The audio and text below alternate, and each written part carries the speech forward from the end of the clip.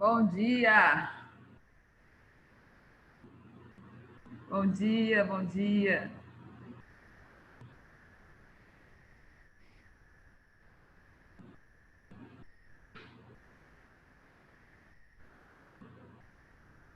Todo mundo está me ouvindo direitinho?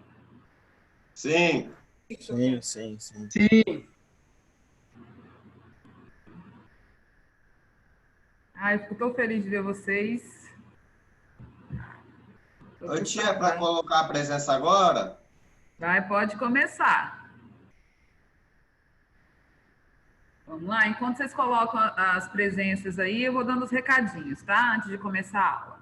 Primeira coisa, eu espero, né, que estejam entrando todos os dias lá no Alunos Book, fazendo a sequência. Hoje eu já postei a aula que eu estou dando agora como atividade, tá? Então, você assistiu a aula, você já cumpriu essa atividade. E são duas aulas no horário novo.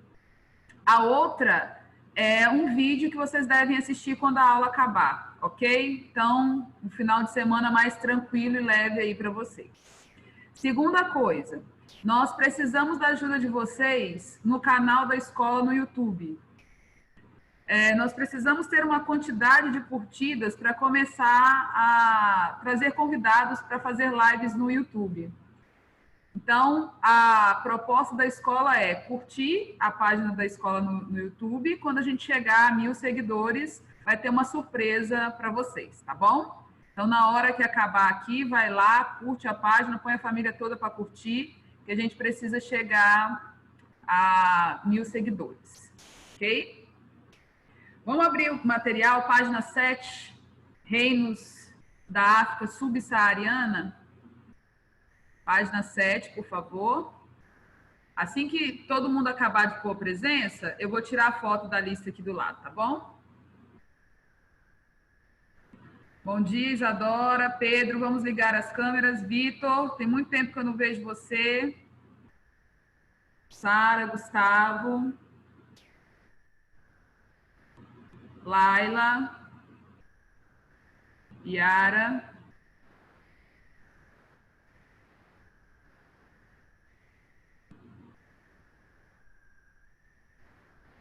Ana Clara. Quem está entrando agora, vamos colocar o nome lá na lista de presença.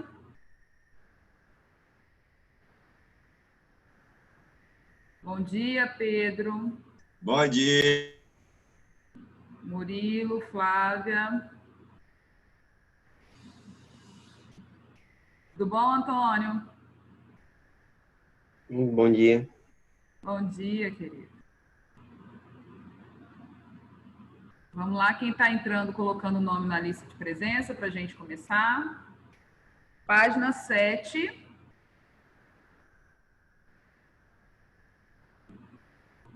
Deixa eu registrar aqui. Vamos ligar as câmeras, Cassiana, Sara, Laila. Cadê Flávia? Sumiu daqui.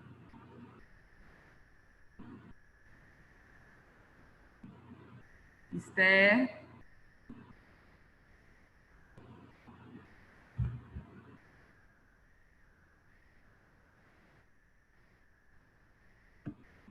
Flávia não conseguiu conexão, estava aparecendo aqui, já não está mais.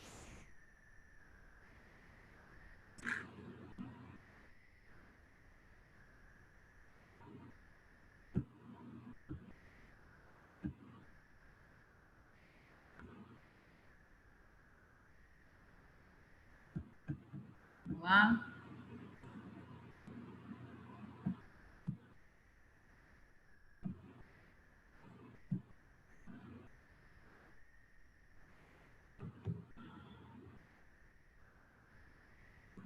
Bom dia, galera. Olha só, já chegamos aí a um número de média dos 2 primeiros anos de presença. Nós vamos começar a falar hoje dos reinos africanos. Na verdade, é uma aula que vai encerrar esse capítulo. E aí, para quem está chegando agora, eu já registrei as 2 aulas do dia. A primeira é assistir o encontro marcado, essa aula nossa aqui, e a segunda é assistir um vídeo no final dessa aula, ok? Então, vai ser uma coisa mais tranquila. O vídeo tem 12 minutos, é coisa bem rápida mesmo. Antes de começar a falar dos reinos africanos, eu gostaria de dizer uma coisa para vocês, aproveitando, né, o 13 de maio, que passamos aí antes de ontem, para falar que o estudo da história da África é uma coisa muito recente na história do Brasil. Na verdade, até 2003, não existia dentro do currículo escolar a obrigatoriedade do estudo da África, o que é uma coisa estranha, partindo do princípio que toda a formação histórica, econômica do Brasil está diretamente ligada à história da África, porque nós exploramos a mão de obra africana através da escravidão aqui por muito tempo, né, por mais de 350 anos. Portanto, é de se olhar com estranheza uma lei tão recente, né? 2003, a Lei 10.639 obriga o estudo da história da África. Por que uma coisa, um movimento tão recente, né? Isso é fruto de reivindicações antigas, que começaram antes mesmo da abolição, né? E que nós ainda carregamos algumas feridas dentro desse processo, né? Só que nós falamos de África de forma superficial em vários momentos da história, porque toda a história que nós estudamos até aqui é pautada por um eurocentrismo, né? Então, o que essa lei traz em 2003? Um novo olhar sobre essa construção histórica, né? O que acontecia no mundo além da Europa, né? Porque toda a construção da história que nos é passada está em cima do olhar do povo europeu.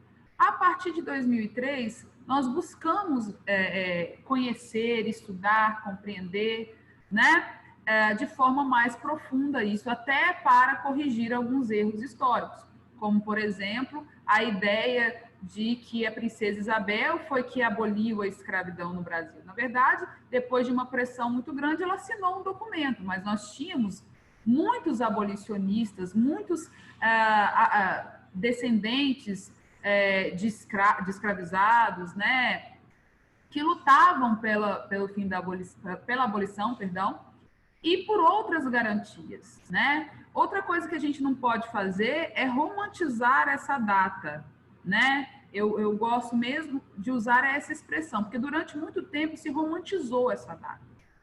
O 13 de maio, né? Só que quando nós pensamos no 13 de maio como uma data marcante na nossa história, nós precisamos pensar que o 13 de maio não preparou o Brasil para o 14 de maio. Vamos pensar, vamos refletir um pouquinho sobre isso, né? O Brasil, que colocou fim na escravidão no dia 13 de maio de 1888, não estava preparado para dar as garantias mínimas para quem, a partir dessa data, estava livre, né? Isso é que nos traz tantos problemas até a atualidade, né? A dificuldade de compreender determinadas leis que garantam a diminuição desses abismos sociais que nós temos. Então, antes de começar a falar, eu acho necessário compreender que é muito importante conhecer essa história e as heranças que esse povo que nós vamos estudar agora deixaram para a nossa construção.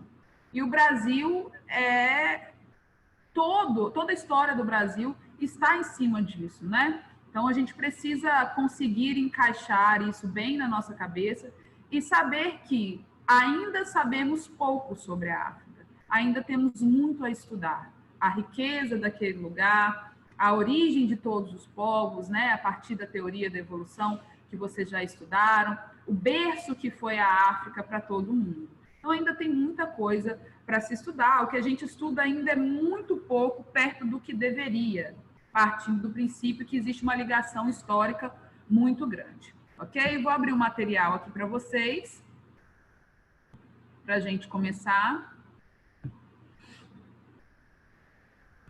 Vamos lá? Tá dando para ver direitinho, Antônio? Tá? Então vamos lá, hein? Nós vamos começar falando agora da região que nós vamos estudar.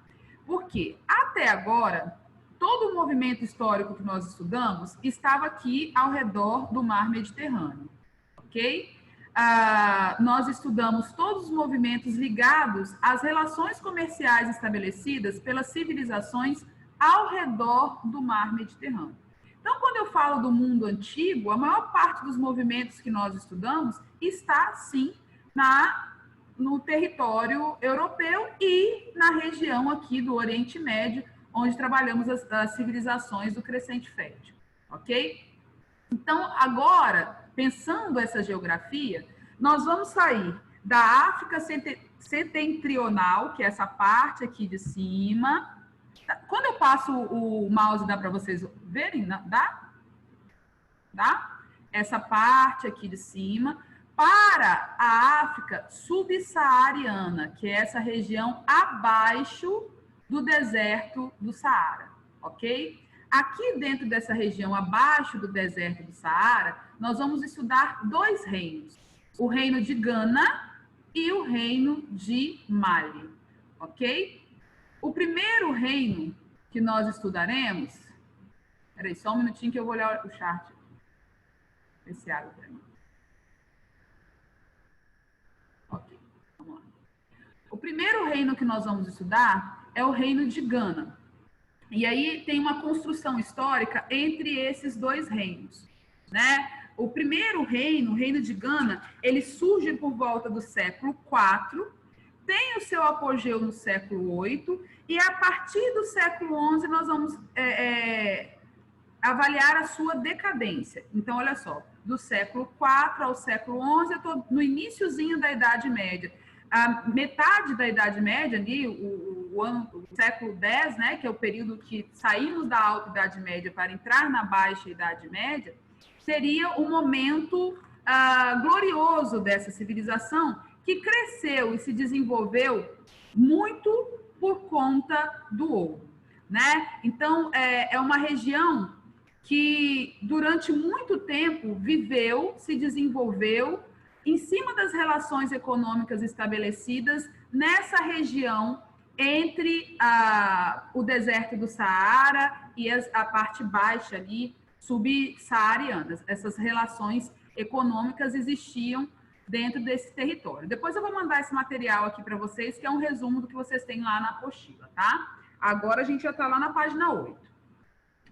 A organização política deles, até hoje, é um objeto de pesquisa historiográfica, né? Que a gente fala de um reino, a formação de um território. Como que eu chamaria de império? Uma vez que ele não tinha uma cultura, uma organização militar. Toda a trajetória deles teve como base esse desenvolvimento ligado às relações comerciais, então existia o contato com outros povos, só que não existe vestígios históricos, né, que mostre que existia uma organização militar. Qual que é a base para o seu desenvolvimento e expansão territorial, no caso da formação, né, se fosse formado ali um grande império? Uma base militarista que desse condição a esse povo a invadir e dominar outros territórios. Então, não existe até hoje nada que comprove isso, né? Era um Estado mantido através de pesadas cobranças de impostos, ok? Essas pesadas cobranças de impostos é que sustentava toda a estrutura política deles, o que é comum a todos os povos que nós estudamos até aqui, né? Todos eles viviam, sobreviviam, né? Os reinos, os grupos, através da cobrança de impostos. Bom, no próximo ponto aqui, nós vamos falar dos produtos que eles comercializavam além do ouro. A base, olha, nós começamos lá falando Gana, os senhores do ouro. Quer dizer que a maior parte da sua economia estava ligada na exploração das minas, ok? Só que não era só disso que essa civilização se desenvolveu, né? Ela também comercializava o sal, tecidos, cavalos, tâmaras, escravos e o ouro, que nós já falamos aqui. O comércio do sal foi muito importante, né? Em muitos momentos históricos, nessa relação ali do norte da África e também da África subsaariana. Tanto é que é desse comércio do sal né, dos pagamentos feitos com sal, que nasce a palavra salário, tá? Que é uma palavra que vem dessa relação comercial que na época era estabelecida, tendo como um dos principais produtos o sal. Os dois últimos itens aí, os escravos e o ouro, eram de fundamental importância para a expansão econômica do Reino de Gana.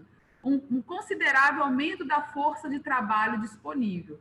Há na formação dos reinos da antiguidade e também no início aí da Idade Média, essa relação, né, de escravidão. Nós já falamos disso aqui, sobre a relação de escravidão após domínio. Conquista e domínio de território aumenta aí o número de escravizados. Ok? Vamos passar aqui para o próximo.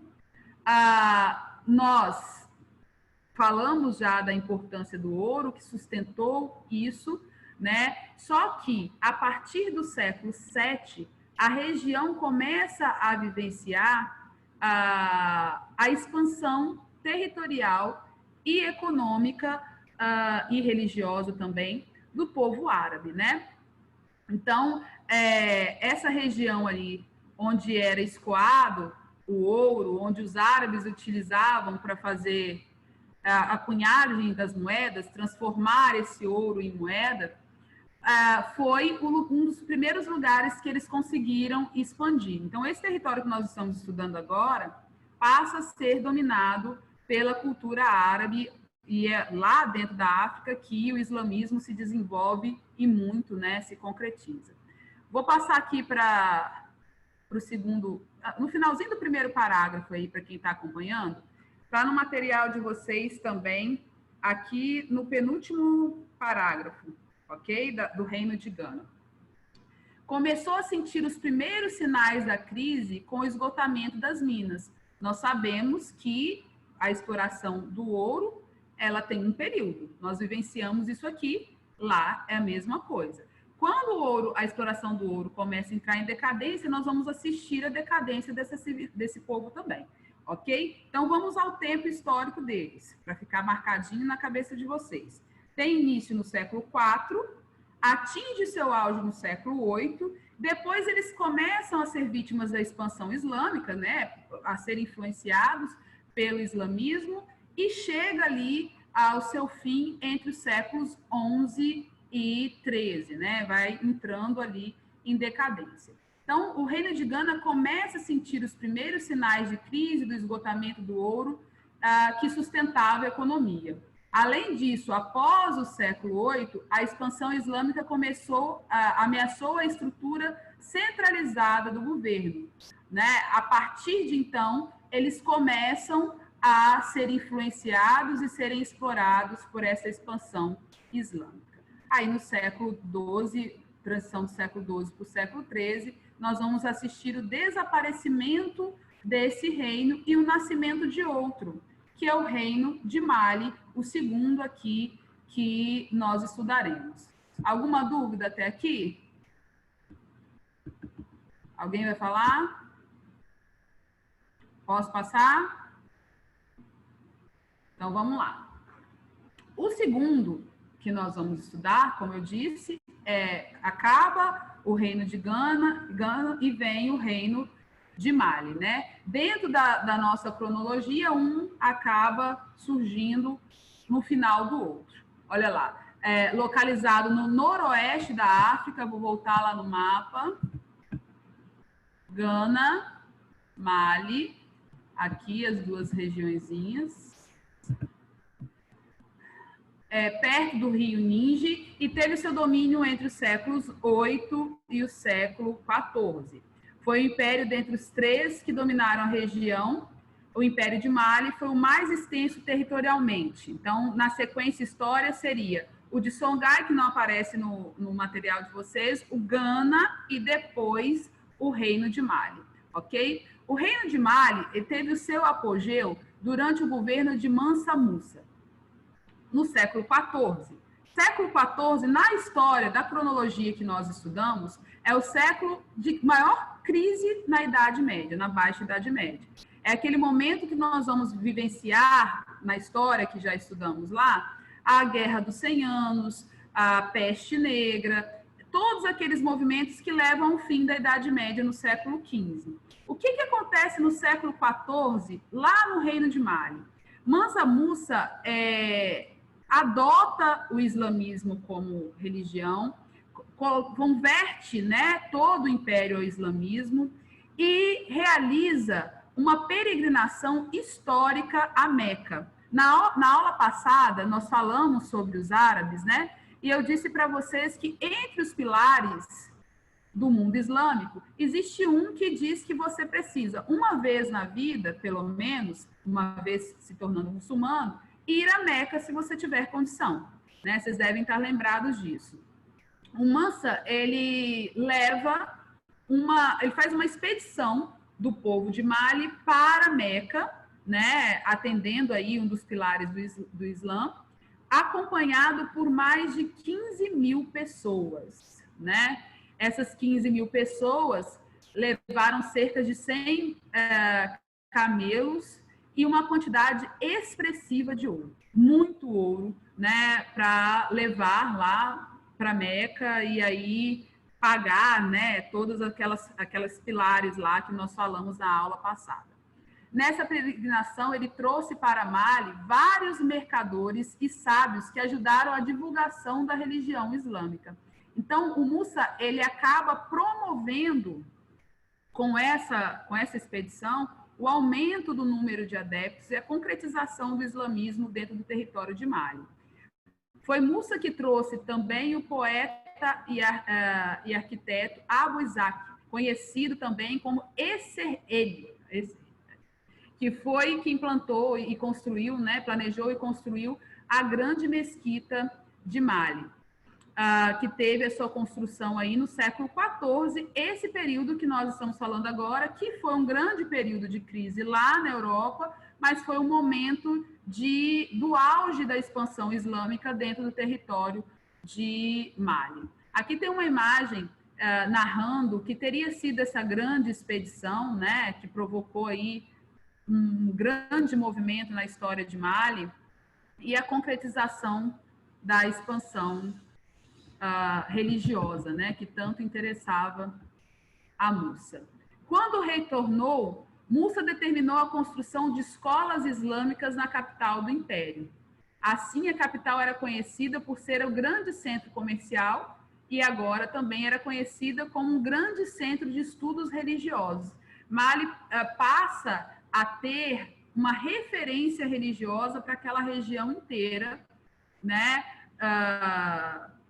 Que passa a assistir à expansão, e eu falei isso para vocês na aula passada, é uma religião que cresce muito, e ela cresce muito, principalmente na África, ok? A partir desses movimentos, eles começam a comercializar outras coisas, né? Lembrando que, para chegar lá e retornar, ele teve acesso a várias rotas comerciais, isso leva também a transformações no que diz respeito à economia deles. Então, eles, além do ouro, que também era uma característica da região deles, eles começam a comercializar o sal, o peixe, cobre, escravos, couro de animais, né?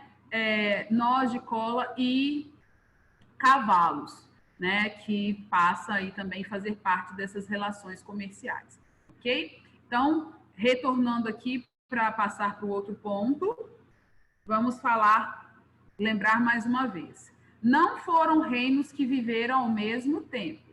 Primeiro nós falamos de Gana, agora nós falamos de Mali. Um reino surge a partir do outro. Essa história começa no século IV, vai até o século XIV, século XV, ali dentro da história de Mali especificamente, ok? Alguma dúvida até aqui, primeiro ano? Posso continuar? Não, tá de boa, tá de boa. Sim. Não ouvi. Pode continuar. Vamos lá para a página 10, por favor? A página 10, ela traz dois pontos bem simples, pequenininhos, falando sobre a civilização iorubá e a cultura de Banto. eu preciso dizer por que isso aparece aqui para vocês, se lá na abertura dessa parte fala dos reinos, né? Nós estudamos a cultura iorubá, da civilização iorubá e do povo banto, porque boa parte dos pretos que foram escravizados aqui dentro do Brasil vieram de regiões onde essas civilizações, esses grupos viveram, né? O povo banto, a cultura banto, ela pega quase todo o sul da África. Então, boa parte desse povo que chegou aqui para ser explorado veio dessas regiões. Então, nós temos, dentro da nossa construção histórica, principalmente do ponto de vista religioso, porque o Iorubá, ele traz as características religiosas do candomblé para o Brasil, nós vamos carregar na nossa construção histórica muita coisa desses dois povos, desses dois grupos. É importante salientar isso, né? Essas características que nós temos no nosso desenvolvimento cultural, que veio dessa relação e se somou a outras. Porque a história do Brasil, ela não é a história de um povo formado por dois grupos. Vocês sabem disso. O que transforma a cultura do Brasil numa cultura extremamente rica é justamente o fato de ter recebido, em diferentes momentos da nossa história, vários grupos. Então, nesse capítulo, nós estudamos os árabes e agora estudamos os reinos africanos. E é importante dizer que na nossa construção histórica, recebemos influências desses dois povos, né? Os árabes, muito no século passado, né, no iniciozinho do século XX e até hoje, né, nós temos aqui muitos grupos, e isso influencia em várias questões, vocabulário, na alimentação, na culinária, e o Iorubá e o Banto também, tá? Eu trouxe aqui o significado dessa palavra para a gente trabalhar, para que vocês comecem a entender o porquê dessa expressão. Os Iorubás, ou Iorubas, também conhecidos como Vorubá, são um dos maiores grupos étnicos linguísticos da África Ocidental, composto por mais ou menos 30 milhões de pessoas em toda a região. Constitui o segundo maior grupo étnico da Nigéria, como aproximadamente 21% da população. Esse povo, obviamente, assim como nós, né, vivem até hoje, recebem heranças históricas, né, do período que nós estamos estudando, que é a Idade Média, aqui agora a Idade Média na África. A maioria dos Iorubás vive em grande parte do sudeste da Nigéria. Também há comunidades iorubás significativas em Benin, Togo, Serra Leoa, Cuba e no Brasil. Os iorubás são os principais grupos étnicos do estado de Ekiti, Kewara e Lagos, Ogun, Ongo, Osun e Oyo. Um número considerado de iorubás vive na República de Benin e ainda podendo ser encontradas em pequenas comunidades do Togo, Serra Leoa, aí já falei isso aqui, Brasil e Cuba. Milhares de iorubás foram escravizados, desembarcados no Brasil, fecundando a cultura e a história do nosso povo. Uma explicação plausível sobre a gênese do povo iorubá seria as diversas migrações através das regiões do Lago Chad e de Níger. Então, esse povo chega aqui e encontra uma resistência nesse período, né, no nosso período de colonização. Vamos lembrar aqui, nós estamos falando da origem cultural deles, mas o povo iorubá só chega aqui no Brasil a partir do século XVI, que é quando começa efetivamente a nossa colonização, ok? Então, essa introdução, esse encontro cultural Iorubá, Brasil e Portugal, vem pautada também por uma imposição religiosa que aconteceu no nosso processo colonial. E a gente precisa lembrar de uma coisa: fomos colonizados por portugueses. Portugal tinha como base de exploração colonial a Companhia de Jesus, que é o movimento jesuíta. Então, aqui nós vamos encontrar, nós vamos perceber grandes encontros culturais, porque nós já tínhamos a base da cultura indígena, que foi somada à portuguesa e africana durante o século XVI. Religiosamente falando, o Iorubá deixou muitas características por conta da força do candomblé, desse povo até hoje no Brasil. O candomblé e o catolicismo, que foi imposto constitucionalmente até 1891, até a proclamação da República em 89, e aí a Constituição de 1891 separa a Igreja do Estado. Até esse momento aqui, durante muitos movimentos históricos, houve perseguição religiosa. Então, o que nós vamos observar? Que existem santos católicos que estão ligados a entidades do candomblé, né? São Sebastião, São Jorge, Iansã, Iemanjá, e vai juntando essas entidades com as santidades católicas. Por que isso? Como eles eram proibidos de algumas manifestações religiosas, eles acabavam substituindo alguns nomes para continuar mantendo a cultura religiosa deles, né? Então, eu esqueci agora o nome que dá à entidade. Por exemplo, Ogum está ligado a um santo católico, e aí cada santo do candomblé tem uma ligação aos santos católicos para que eles continuassem cultuando os seus santos sem sofrerem tantas perseguições. É óbvio que isso acontecia, eles sofreram muitas perseguições, mas durante muito tempo houve esse sincretismo aqui. O povo banto. Agora, o povo banto, como o Iorubá, veio também no século XVI esse movimento de exploração, ok? Nós também temos deles nas questões linguísticas e na culinária muitas características, tá? Vamos primeiro ao conceito, a palavra, né? Banto ou banto. É um termo utilizado para se referir a um tronco linguístico, ou seja, uma língua que deu origem a diversas outras línguas no centro e no sul do continente africano. Então, esse tronco linguístico, esse grupo, você encontra características deles, tanto no centro da África quanto no sul. Depois nós vamos voltar lá no mapa para ver.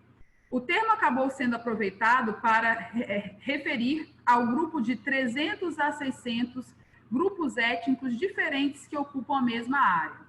Trata-se de uma classificação baseada na semelhança linguística e, por isso, a palavra banto se refere a um povo, nem sequer a uma etnia. Não se refere, perdão, a um povo nem a uma etnia. Então, são vários grupos, vários povos, de 300 a 600, que carregam características semelhantes, porém com troncos linguísticos diferentes, né? Entre os diversos estados bantus, destacou-se o reino de Congo, que dominava grande parte dos atuais Congo e Angola. Angola é lusófono como nós. Angola, Moçambique, o que é isso? Territórios que foram colonizados por portugueses, né? Angola e o Brasil são irmãos aí de colonização, que enviou para cá vários grupos que foram escravizados. Então, aqui nós vamos perceber também, principalmente na linguagem e nas relações de produção, né? Porque a nossa exploração escrava, ela conta tanto no ciclo do açúcar quanto no minério, com uma exploração excessiva. Na época do ouro, aumenta consideravelmente o número de escravizados aqui, e isso tem uma causa, né? A nossa exploração de ouro no século XVIII, vai do século XVIII até o século XIX, o século XIX ela entra em decadência. Quando o ouro começa a ser explorado aqui, nós não tínhamos a mão de obra efetiva, nós não tínhamos uma mão de obra para a exploração do ouro especializada. E como vocês perceberam aqui, desde o século IV, os africanos exploravam as minas de ouro lá. Então, eles tinham muita experiência na exploração de ouro. Tanto é que, quando começa o ciclo no ouro do Brasil, aumenta a quantidade de pessoas escravizadas aqui, porque eles tinham as técnicas de exploração. Eles sabiam fazer bem isso. Então, nós vamos perceber um elevado número, principalmente na região das Minas Gerais. Ouro Preto, nesse momento, né, no século XVIII aqui, chega a ter uma população superior à de Nova York no mesmo período. Por quê? Muitas pessoas vêm para cá para poder explorar, né? E essa ideia de Eldorado, de que eles iriam conquistar todas as riquezas. E isso amplia essas relações culturais, que começam no século XVI e se intensificam muito no século XVIII. Nós vamos perceber isso de forma clara, porque aumenta aqui o número de africanos, mas também aumenta o número de europeus que vêm para cá com desejo desse Eldorado, né, de mudança, de enriquecimento e tudo mais. É nesse momento que as trocas se intensificam e deixam muitas heranças para nós, né? Heranças que fazem parte da nossa construção, rica construção, inclusive. Vamos aqui para a última parte, para falarmos das heranças, né? Entre os diversos estados bantus, destacou-se o reino... já falei isso aqui. Entre os grupos, então, outros importantes reinos se localizavam na região entre o Zimbábue e Moçambique. Lá, o povo Shona fundou o reino de Monomotapa, sendo ainda hoje podemos ver as ruínas de imponentes muralhas da sua mais importante cidade, a Grande Zimbábue, construída no século XIII. Século XIII já é o período de decadência desses reinos, né? Dessa história que nós estamos falando, que começa lá no século IV e entra em decadência a partir do século III. Ok? Peguem o material de vocês na parte de baixo aí da página 10, que eu vou tirar isso aqui para conversar com vocês. Pode ligar. Liga tudo.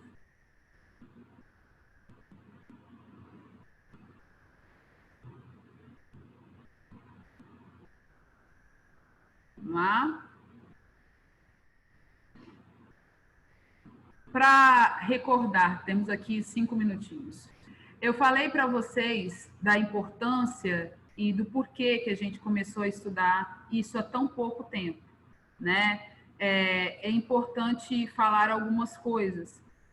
Apesar de toda a nossa construção até aqui, nós sabemos a parte científica dos estudos ligados ao surgimento de tudo, o berço da África ser o berço de todos os povos, de tudo que nós vivemos até aqui, por conta de todo esse eurocentrismo que eu falei, nós ainda temos poucas informações, ainda existe muito a se estudar. Outra coisa que é importante falar é que o Brasil, quando aprovou essa lei em 2003, não tinha dentro do próprio currículo das universidades um estudo profundo sobre a África. Então, ainda existe muito a se estudar, muito a se descobrir. Outra coisa que eu acredito que seja necessário e muito importante é o reconhecimento disso dentro das nossas características, da nossa expansão, do nosso conhecimento cultural, né? Porque todas as vezes que eu falo o que você tem, o que você enxerga de africano na sua construção, as pessoas citam as mesmas coisas, né? O que? Lembra? Vamos lembrar aí. O que você vê de africano na sua construção histórica? Bora? Vamos falar. Na comida, na alimentação. Liguem as câmeras. Esther, Ana. Fala mais alto que eu não estou conseguindo ouvir vocês. Danilo. Vamos falar um pouquinho mais alto que eu não estou conseguindo ouvir. A comida pode ser a feijoada, pode ser... Sim, as pessoas sempre falam, né? A feijoada, mais o quê? As danças, né? Capoeira. Dança, capoeira. A religião. Acarajé. Acarajé. Acarajé, mais o quê? Cantos, os nossos cantos, nossas cantigas de infância, nossas cantigas de roda, tem muita coisa da mistura da cultura portuguesa com a cultura africana também nesse contexto. No início, uma das primeiras aulas que nós falamos de patrimônio e memória, eu até falei com vocês das cantigas infantis, que eram muito ligadas à violência, que traz um pouquinho desse momento histórico frágil nosso também, né? Falamos do cravo, da rosa. Lembra daquele dia que eu fui falando um monte de cantiga que terminava com alguma violência? Esses cantos eram mistura também cultural desses povos que se encontraram. A forma como as pessoas oram, as oferendas, tem várias coisas que nós temos no nosso cotidiano que são heranças deles e que ultimamente vem sendo muito discutida por questões de apropriação cultural também, que nós podemos falar, estabelecer um debate assim que voltarmos, né?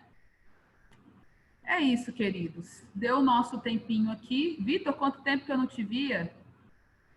Tudo bom? Deu o nosso tempinho. Tudo certo. Jóia.